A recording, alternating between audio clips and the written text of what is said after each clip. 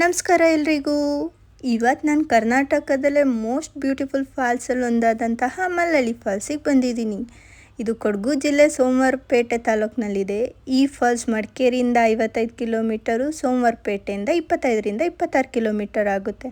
Car ಅಥವಾ ಬೈಕಲ್ಲಿ ಹೋಗ್ಬೋದು. ಆ್ಯಂಡ್ ಪಾರ್ಕಿಂಗ್ ಪ್ಲೇಸಿಂದ ವಿಸಿಟಿಂಗ್ ಸ್ಟೇಜ್ವರೆಗೂ ತಲುಪೋದಕ್ಕೆ 600 ಮೆಟ್ಲುಗಳಿವೆ. ಆ್ಯಂಡ್ ಇದು 8ರಿಂದ 5ರವರೆಗೆ ಓಪನ್ ಇರುತ್ತೆ. ಆ್ಯಂಡ್ ಈ ಫಾಲ್ಸ್ ಪುಷ್ಪಗಿರಿ ತಪ್ಪಲಿನಲ್ಲಿರುವ ಒಂದು ಬ್ಯೂಟಿಫುಲ್ ಫಾಲ್ಸ್. ಕುಮಾರ ನದಿಯಿಂದ ಉಗಮಾಗಿರೋ ಈ ಫಾಲ್ಸ್ ಸುಮಾರು 200 ಅಡಿಗಳಿಗಿಂತ ಹೆಚ್ಚು ಎತ್ತರದಿಂದ ಕೆಳಗೆ ಧುಮುಕುತ್ತದೆ. ಸುತ್ತಮುತ್ತ ಹಸಿರು ಬೆಟ್ಟ, ತಂಪಾದ ಗಾಳಿ, ಜಲಪಾತ ಗರ್ಜನೆ ಇವೆಲ್ಲ ಸೇರಿ ಮನಸ್ಸಿಗೆ ಅಪಾರವಾದ ನೆಮ್ಮದಿ ಕೊಡುತ್ತೆ.